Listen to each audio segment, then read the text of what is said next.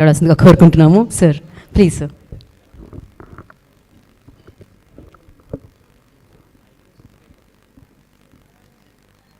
Keep smiling Ganapathi Reddy గారికి, energetic అశ్విన్కి, Krishna గారు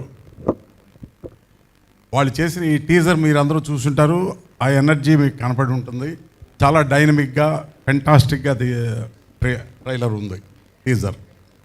I think cinema అంతా కూడా ఓవరాల్గా వాళ్ళు చేసిన క్రిస్పీ టీజర్ చూసిన తర్వాత ఓవరాల్ సినిమాను కూడా ఇమాజిన్ చేసుకోవచ్చు. అంత ఫెంటాస్టిక్గా తీసినట్లుగా అనిపించింది.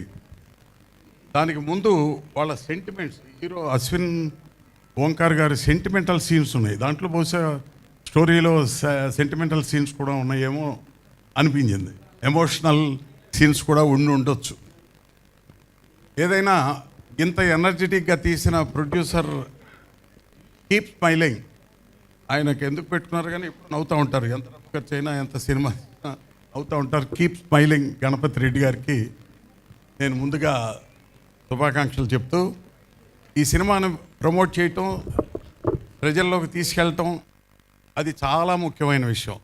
ఆ సందర్భంగానే బహుశా ఈరోజు ఈ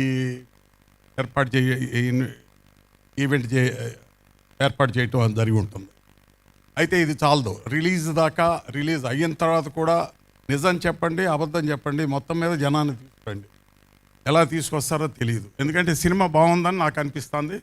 అది ప్రజలకు కూడా తెలియాలంటే మీరు దాన్ని ముందుకు తీసుకెళ్ళాలి. దానికి ముఖ్యంగా సహకరించాల్సింది ఈ మధ్య పర్సంటేజ్ సిస్టమ్కి ఒక ప్రణాళిక ఏర్పాటు చేసిన సునీల్ నారాయణ గారు, దిల్ రాజు గారు, సురేష్ బాబు గారు, వీలైతే మైత్రి కూడా దాంట్లో కలిస్తే బాగుంటుంది. పర్సంటేజ్ సిస్టమ్ మంచిదే, పర్సంటేజ్ సిస్టంలో పెట్టడం బాగుంటుంది. తప్పనిసరిగా ఆ సిస్టమ్ ఉంటేనే ఇండస్ట్రీ బాగుంటుంది, థియేటర్స్ బాగుంటాయి. థియేటర్స్ బాగుంటేనే ప్రొడక్షన్ బాగుంటుంది, డిస్ట్రిబ్యూటర్స్ ఉంటారు.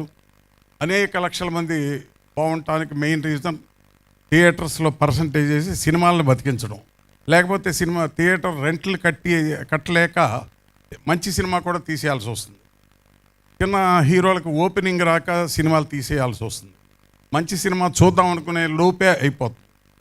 అలాగే ప్రేక్షకులు కూడా ఓటీటీ గురించి తక్కువ రేట్లో ఫ్యామిలీ అంతా చూస్తామనే కక్కుర్తి మానేసి థియేటర్లో ఎంజాయ్ చేయండి. థియేటర్లో ఆ సౌండ్ కానీ, ఆ విజువల్ కానీ, ఆ ఫెంటాస్టిక్ ఇమేజ్ని చాలా ఎంజాయ్ చేయడానికి థియేటర్లో కూర్చుంటేనే బాగుంటుంది. మన చుట్టూ మన పక్కన ఉన్న ఆడియన్స్ కూడా వాళ్ళు చేసే ఎమోషన్స్ అవన్నీ మనకు కూడా తెలియకుండానే ఒక ఇన్స్పిరేషన్ వస్తుంది. అలా కొన్ని సీన్స్లో థియేటర్లో కూర్చొని చూస్తేనే మీకు ఆ ఇన్స్పిరేషన్ ఉంటుంది. అందుకని సినిమాని కక్కుర్తిగా ఓటీటీలో వస్తుంది చూద్దాం 2 వారాల్లో వచ్చేస్తుంది కదా అని ఎదురు చూడకుండా థియేటర్కి రండి, థియేటర్లో చూడండి. సినిమాని ఖచ్చితంగా బతికించాలి.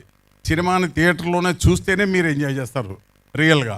ఊరికే కాలక్షేపానికి ఎక్కువ వంటగదిలో కూర్చుని తీరుబాటుగా ఓటీటీలో చూద్దాం, కాసేపు వెళ్ళి రూమ్ ఊడ్చి వచ్చి మధ్యలో ఓటీటీలు చూద్దాం అనుకోవటం చాలా తప్పు. సినిమా అనేది థియేటర్ కోసం తీసి అనేక మంది లక్షల మంది కోసం తీసిన సినిమా తీయటం జరిగింది. మన పూర్వీకుల దగ్గర నుంచి ఇప్పటిదాకా థియేటర్ కోసం థియేటర్లోనే ఆడిన సినిమాలు, రికార్డు బ్రేకులు చేసిన సినిమాలు వచ్చినాయి. అలాంటి రికార్డు బ్రేకులు ఇప్పుడు రాట్లా, డబ్బులు రికార్డు బ్రేకులు కనపడుతున్నాయి. అది కూడా ఈ మధ్య అబద్ధాలు కనపడుతున్నాయి. అందుచేత ప్రేక్షకులు ఖచ్చితంగా సినిమాలు బతికించండి, సినిమాలు థియేటర్లోకి వచ్చే చూడండి. ఈ సినిమాని మీరు ఎంత బాగా డిస్ట్రిబ్యూటర్స్ ద్వారా ఎంత బాగా రిలీజ్ చేస్తారో తెలియదు కానీ ఖచ్చితంగా ఈ మధ్య వీళ్ళందరూ ఒక సిండికేట్గా ఏర్పడటం మంచి విషయం అనుకుంటున్నా. డెఫినెట్గా మంచి జరుగుతుందని అనుకుంటున్నా.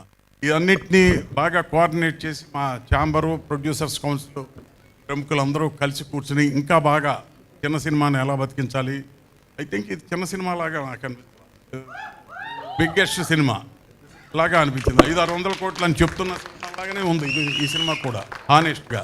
దాంట్లో లేదు, సినిమా మీరు చూస్తేనే సినిమా, మీరు బాగా చూస్తే అది పెద్ద cinema.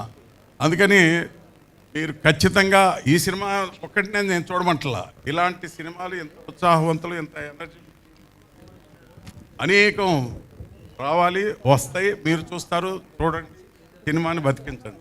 Thank you. Thank you sir, thank you so much.